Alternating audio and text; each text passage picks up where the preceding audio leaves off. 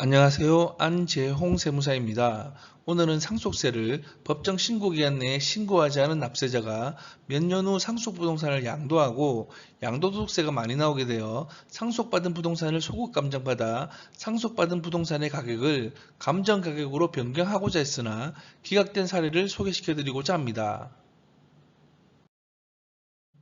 처분 기호부터 보도록 하겠습니다. 2018년 6월 피상속인이 사망하여 상속받았으나 총 상속재산가액이 높지 않아 상속인은 법정 신고기한 내에 상속세를 신고하지 않았습니다.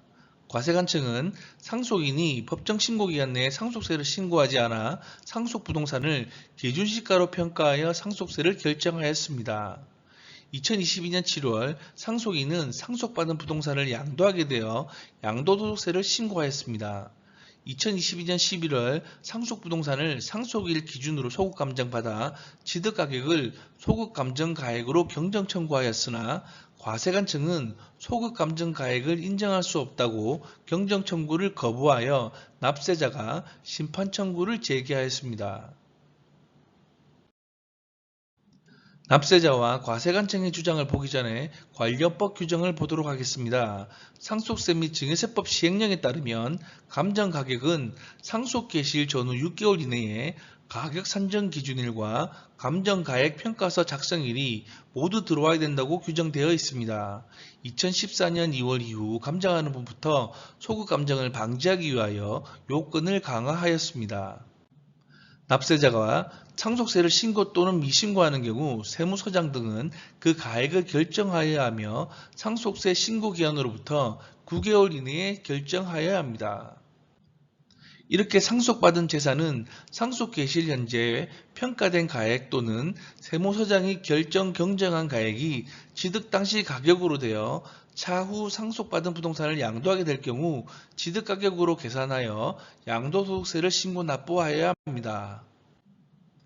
해당 사례는 2018년 6월 부동산을 상속받았으나 그 금액이 높지 않아 납부할 상속세가 없어 상속세를 신고하지 않았습니다.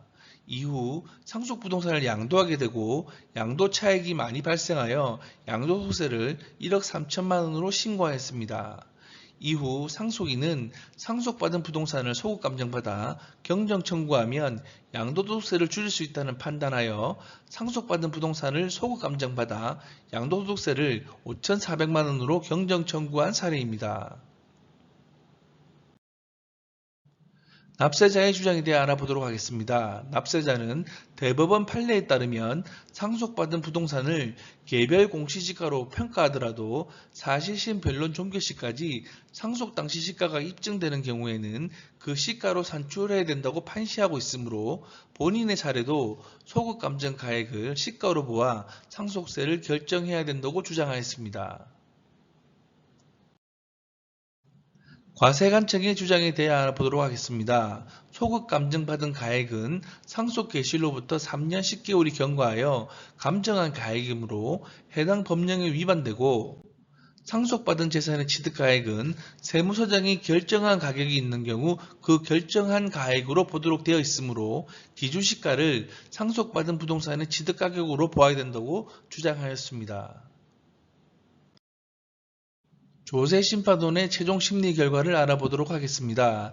상속세법에 따르면 감정가격의 가격 산정 기준일과 감정가액 평가서 작성일은 상속 개시일 전후 6개월 이내에 해당되어야 인정되기 때문에 소급 감정 가격은 상속 개시일로부터 3년 10개월이 경과한 뒤 상속받은 부동산을 양도하고 양도한 상속 부동산의 취득 가격을 확인하기 위하여 감정평가기관에 의뢰하여 산정한 가격이므로 납세자의 주장을 받아들이기 어렵다고 보아 기각 결정을 하였습니다. 과거에는 상속세를 신고하지 않은 경우 양도소득세를 절세하기 위해 상속받은 부동산을 소급 감정받아 기한 후 신고를 하기도 하였습니다. 하지만 과세관청은 소급 감정을 방지하기 위하여 관련법 규정을 개정하여 상속 개시일로부터 6개월 이내에 감정서가 작성된 경우에만 인정되도록 요건을 강화하였습니다.